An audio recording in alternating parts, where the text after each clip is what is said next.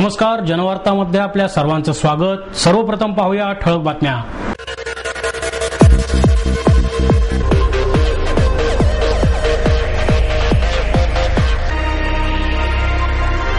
शालेय रिक्षा वाहतूक करणाऱ्या चालकांच्या अचानक बंदमुळे विद्यार्थी आणि पालकांची तारांबळ।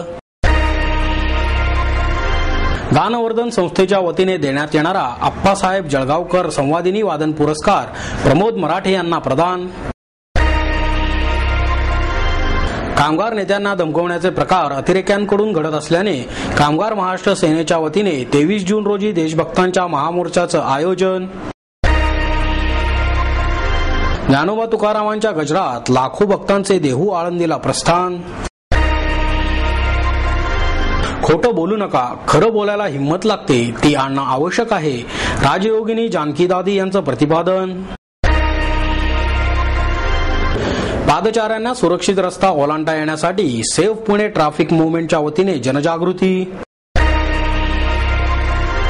आणि पृथ्वीवरील ऊर्जेच्या रूपाने होणारा विकास हा शाश्वत विकास नाही, गतिमान संतुलनचे संपादक दिलीप कुलकर्णी यांचं प्रतिपादन। शालेय रिक्षा वाहतूक करणाऱ्या चालकांच्या अचानक बंदमुळे विद्यार्थी आणि पालकांची तारांबळ उडाली। विद्यार्थ्यांच्या सुरक्षित वाहतुकीसाठी राज्य शासनाने नवे विद्यार्थी वाहतूक धोरण लागू केले। मात्र बहुतांश विद्यार्थ्यांची वाहतूक रिक्षांमधून होत असताना या धोरणामध्ये रिक्षाबाबत उल्लेख नव्हता।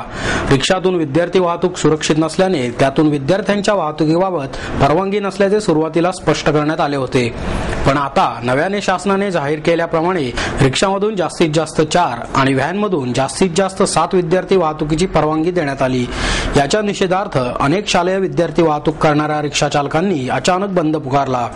शहरातील हुजूरपागा, नवीन मराठी, रेणुका स्वरूप, महाराष्ट्र मंडळ अशा विविध शाळांच्या येथे हा बंद पाळण्यात आला। यावेळी रिक्षा चालकांसाठी 8 ते 10 मुलांच्या वाहतुकीसाठी परवानगी देण्यात यावी। पेट्रोलचे वाढते दर पाहता रिक्षा चालकांना 4 मुलांची वाहतूक करणे रिक्षा चालकांना परवडणारे नसल्याचे याविषयी शासनाने त्वरित निर्णय घ्यावा अशी मागणीही रिक्षा चालकांच्या वतीने करण्यात आली। सुहास अंबादास घाटपांडे, बरोबर, घाटपांडे आडनाव आहे माझं। मी या मंडळाचा अध्यक्ष आहे, विद्यार्थी वाहतूक संघटनेचा। संप म्हणजे आज सकाळपासून पोलिसांनी कारवाई करू म्हणून असं आम्हाला सांगितलं आणि रिक्षात 4च मुलं नाही सांगितले आणि व्हॅनमध्ये 7 मुलं न्यायला सांगितले। 4 मुलं आम्हालाही परवडणार नाही आणि पालकांनाही परवडणार नाही। आणि जर त्यांनी सांगितले कारवाई करणार म्हणजे गाडी आरटीओला घेऊन जाणार, 15 दिवस गाडी सस्पेंड करणार आणि काय असेल तो दंड भरायचा। तुम्ही दंड भरणं आम्हाला शक्यच नाही ना। त्यामुळे आमची मागणी आहे की आम्ही रिक्षात 10 मुलांना परवानगी द्यावी रिक्षाला आणि व्हॅनला 12 मुलांना द्यावी। हुजूर वगैरे केलेलं आहे, नवीन मराठीला केलेलं आहे, महाराष्ट्र मंडळावर केले, नंतर भावे स्कूलला केलेलं आहे, सगळ्या शाळांवर। एक मिनिट कारवाई जर का अशी करायला लागली, जर का आरटीओ, सामान्य माणूस करणार काय? समजा आता आमचं त्याचं पोट त्याच्यावरतीच असेल, तो करणार काय? अचानक तुम्ही जर का डायरेक्ट असं जर का ऍक्शन करायला लागला तर आम्ही त्याच्या जगात आता उद्या आमचं काय करायचं? घरात जर का मुलं असतील त्यांचं पुढचं आयुष्य कसं काय करायचं? आमचं जर का याच्यावर जर का पोट असेल तर आम्ही करणार काय याच्यावरती पूर्ण शासनाने तो पूर्ण निर्णय आम्हालाही द्यावा। तेव्हा असं आहे, 15 मुलं तरी आम्हाला अपेक्षा आहे व्हॅनची आणि रिक्षाची कमीत कमी 10 मुलं तरी पाहिजेत। त्यांनी हा जो निर्णय दिला हा आम्हाला अशक्य नाही आणि आम्ही हा मान्य करणार नाहीये। रिक्षावाले काका आणि मुले यांचे नाते जुने आहे। पालकही मोठ्या विश्वासाने रिक्षामध्ये मुलांना शाळेत पाठवतात, पण अचानक केलेल्या या बंदमुळे पालकांची मोठी तारांबळ झाली। सध्या 10 मुले रिक्षा वाहतुकीत घेत असताना प्रति महिना 400 ते 500 रुपयांपर्यंत भाडे घेतले जाते।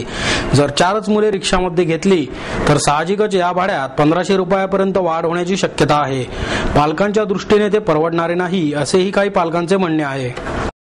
विश्वास कुलकर्णी, हे जे काही गव्हर्नमेंटचे निर्णय होतात हे सुट्टीमध्ये व्हायला पाहिजे। शाळा सुरू झाल्यानंतर 11th आवरला निर्णय घेऊन पालकांना वेटेज धरू नये। माझं नाव पराग समुद्र, मी आता पिरंगुटला होतो। मला आता ताबडतोब माझ्या मिसेस आईचा फोन आला की रिक्षावाले काका येणार नाहीयेत। 12:15 5 कमी असताना मी तिथं होतो। तिथं मी मॅक्सिमम स्पीडनी ट्रॅफिक बंद गाडी घेऊन घरी गेलो। मुलीला खाली 1 तास खाली थांबलेली होती। या रूल प्रमाणे पालकांना का वेटेज धरता मला समजत नाही। हे जर तुम्हाला जर माहिती होतं हा रूल मागू नये तर सुट्टी होती शाळेला 2 महिने, तेव्हाच इम्प्लिमेंटेशन करायचं ना। आम्ही काहीतरी व्यवस्था केली असती। आता जर मी नसतो आलो, माझी मिसेस पण जॉब करते, आई वडील घरी ओल्ड एज आहेत, आता जर मी घरी नसतो आलो तर 100% शाळा बुडली असती। गानवर्धन संस्थेच्या वतीने देण्यात येणारा आप्पासाहेब जळगावकर संवादिनी वादन पुरस्कार प्रमोद मराठे यांना प्रदान करण्यात आला. संगीत क्षेत्रात चांगलं काम केलं म्हणून आणि भविष्यात जोमाने काम करण्यासाठी हा पुरस्कार स्वीकारत आहे, अशी भावना प्रमोद मराठे यांनी व्यक्त केली. गानवर्धन संस्थेच्या वतीने देण्यात येणाऱ्या आप्पासाहेब जळगावकर संवादिनी पुरस्कार वितरण प्रसंगी ते बोलत होते. पुरस्कार वितरण संगीत दिग्दर्शक प्रभाकर जोग यांच्या हस्ते करण्यात आले. गानवर्धनचे अध्यक्ष कृगो धर्माधिकारी आणि रवींद्र दुर्वे यावेळी उपस्थित होते. आप्पा जळगावकर हे आपल्याला पितृस्थानी होते, पण ते नेहमीच मित्रत्वाच्या नात्याने वागले, असेही मराठे यांनी सांगितले. यावेळी जोग म्हणाले, मराठे यांनी दिग्गज कलाकारांना साथ केली आहे. त्यांच्या अनेक मैफिलीही रंगल्या आहेत. देश विदेशातील रसिकांनी त्यांच्या वादनाचा आस्वाद घेतला आहे. त्यांची ही परंपरा त्यांचे शिष्य सुरू ठेवतील, असा विश्वास जोग यांनी यावेळी व्यक्त केला. मराठे यांना मिळालेल्या मानपत्राचे वाचन प्राची घोटकर यांनी केले, तर सूत्रसंचालन वासंती ब्रह्मे यांनी केले. या पुरस्कार वितरणानंतर मराठे यांचे शिष्य मिलिंद कुलकर्णी आणि तन्मय देवटक्के यांचं संवादिनी वादन झालं. त्यांनी मधुवंती आणि नटभैरव राग सादर केले. त्यांना विवेक पोद्दार यांनी तबल्यावर, तर कल्याणी शेट्टी, महेंद्र बेंद्रे यांनी हार्मोनियमवर साथ संगत केली. कामगार नेत्यांना धमकवण्याचे प्रकार अतिरेक्यांकडून घडत असल्याने महाराष्ट्र कामगार सेनेच्या वतीने 23 जूनला देशभक्तांच्या महामोर्चाचे आयोजन करण्यात आले आहे, अशी माहिती महाराष्ट्र हमाल सेनेचे अध्यक्ष कामगार नेते ॲडव्होकेट नाना क्षीरसागर यांनी पत्रकार परिषदेत दिली. यावेळी क्षीरसागर म्हणाले, अतिरेकी पुण्यात बेकायदेशीर वास्तव्य करीत आहेत. तसेच पुण्यात बांधकाम क्षेत्रात सुमारे 2000 बांगलादेशी नागरिक, विद्यार्थी बेकायदेशीर वास्तव्य करतात. हे संघटनेने संबंधित पोलीस स्टेशन आणि जिल्हाधिकारी यांच्याकडे वेळोवेळी कायदेशीर तक्रार करून निदर्शनास आणून दिले आहे, पण त्याची दखल घेतली गेली नाही. तर स्वतः अतिरेकी म्हणवणारे आमचे 400 कार्यकर्ते पुण्यात अतिरेकी प्रशिक्षण घेत असून त्यांना पोहोचण्यासाठी आम्हाला आर्थिक मदत करा, अशी धमकी देत आहेत. यासाठी ते दाऊद, सिमी, लष्करे तोयबा या अतिरेकी संघटनांचे संबंधित असल्याचे सांगत आहेत, असेही त्यांनी सांगितले. जेडी सारख्या ज्येष्ठ पत्रकारांची हत्या झाल्यावर आपण फक्त हळहळ व्यक्त करतो. मुंबईतील 26/11ची घटना, धार्मिक स्थळे उडवणे आणि महत्वाच्या व्यक्तींची हत्या ते घडवून आणणार होते, अशी हेडलीने दिलेली कबुली. अतिरेकी कारवाईच्या भीतीने पुणे पोलीस आयुक्त कार्यालय बंदिस्त आणि सुरक्षित केले जाते, तर सामान्य नागरिक आणि रिक्षासाठी लागणाऱ्या लायसन्स बॅच आणि कित्येकदा नोकरीसाठी लागणारे पोलीस व्हेरिफिकेशन सर्टिफिकेट मिळवण्यासाठी स्थानिक नागरिकांना वेठीस धरले जाते. पण बेकायदेशीर नागरिक, अतिरेकी, गुंड यांना pan card, ration card, passport असे सहज उपलब्ध होतात. या सर्व गंभीर बाबींचा विचार करत पुणे जगातील अतिरेकी कारवाईचे केंद्रस्थान बनण्याची शक्यता निर्माण झाली असून संबंधित प्रशासन खात्याने अतिरेकी कारवाई रोखण्यासाठी दखल घ्यावी, म्हणून सर्वपक्षीय संघटना, संस्था यांच्या वतीने या महामोर्चाचे आयोजन करण्यात येणार आहे, अशी माहिती क्षीरसागर यांनी दिली. ज्ञानोबा तुकारामांच्या गजरात लाखो भक्तांचे पंढरपूरला प्रस्थान होणार आहे. लाखो वैष्णव भक्तांना घेऊन श्री विठ्ठल भेटी जाणाऱ्या संतश्रेष्ठ श्री ज्ञानोबा माऊलींचा पालखी सोहळा अवघ्या काही दिवसांवर येऊन ठेपला आहे.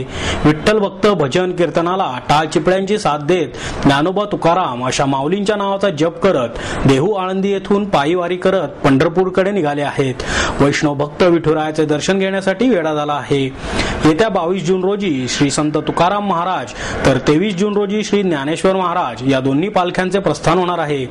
माऊलींच्या पालखीचे 25 जून रोजी पुण्यात आगमन होणार असून ही पालखी हडपसर, सासवड, लोणंद, फलटण या मार्गे जाऊन येत्या 11 जुलै रोजी पंढरपूर येथे पोहोचणार आहे.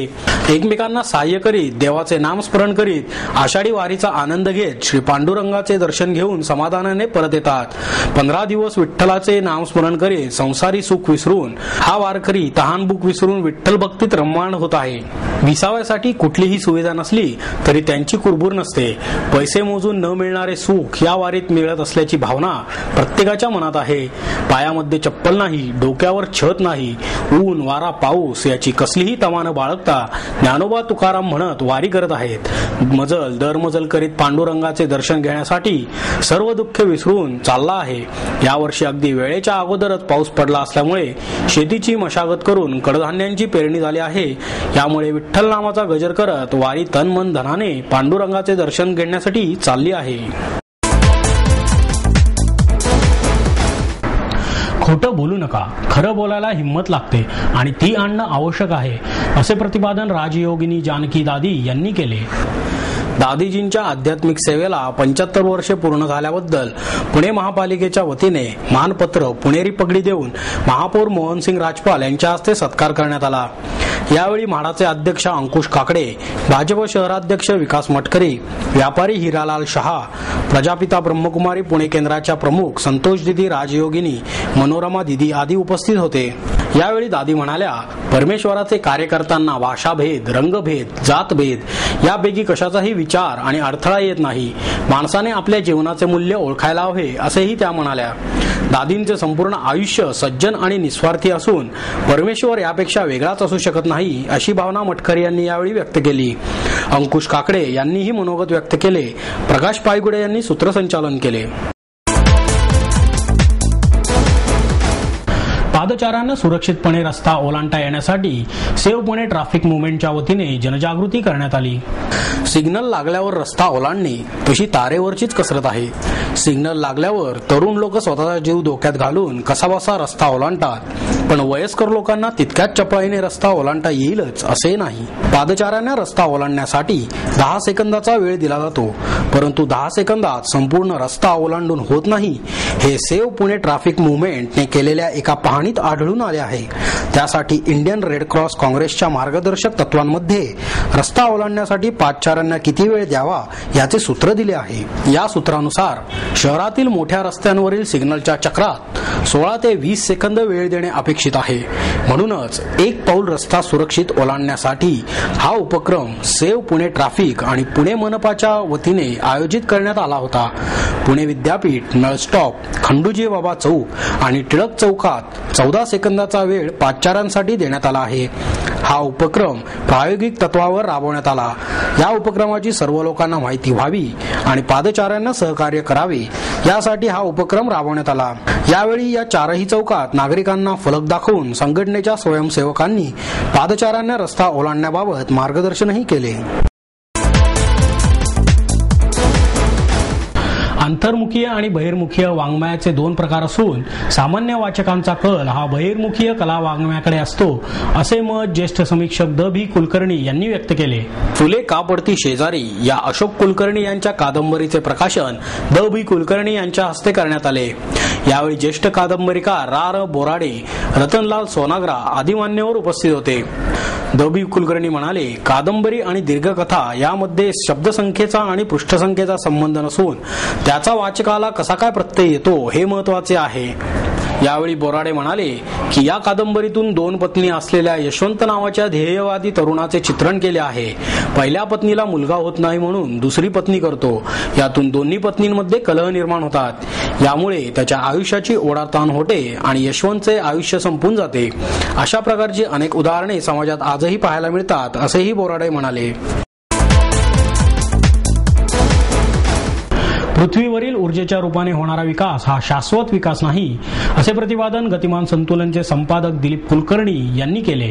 आतापर्यंत होणारा विकास हा पृथ्वीवरील ऊर्जा वापरून केलेला विकास आहे, त्यामुळे हा विकास कितपत शाश्वत विकास आहे असा प्रश्न दिलीप कुलकर्णी यांनी उपस्थित केला।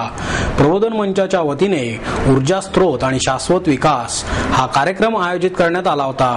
देशाच्या कृषी आणि औद्योगिक उत्पादनामध्ये प्रचंड वाढ होण्याची अपेक्षा आहे आणि हे होण्यासाठी फार मोठ्या प्रमाणावर ऊर्जा निर्मिती करावी लागणार आहे। हे करत असताना पर्यावरणाचा तोल पण शाश्वत स्वरूपाचा राहील हे बघावे लागेल असेही यावेळी त्यांनी सांगितले। एक सोलर पॅनल तयार करण्यासाठी लागणारी ऊर्जा ही सोलर पॅनलच्या आयुष्यभराच्या मिळणाऱ्या ऊर्जेपेक्षा कमीच असते। त्यामुळे आपण जितकी सौर ऊर्जा उपकरणं वापरतो तेवढा ऊर्जेचा अपव्यय करतो। आपण अणुऊर्जा वापरून वीज निर्मिती करतो आहोत, हे आणखीनच घातक आहे। आज तागायत तरी ऊर्जा निर्माण करण्यासाठी कोणतीही शाश्वत स्त्रोत उपलब्ध नाही, त्यामुळे आहे त्या ऊर्जेचा जपून वापर करत नवीन तंत्रज्ञान शोधायला हवे असेही त्यांनी यावेळी सांगितले। यावेळी किशोर शशीतल, हरिभाऊ मिराजदार, श्रीपाद ढेकणे आदी मान्यवर उपस्थित होते।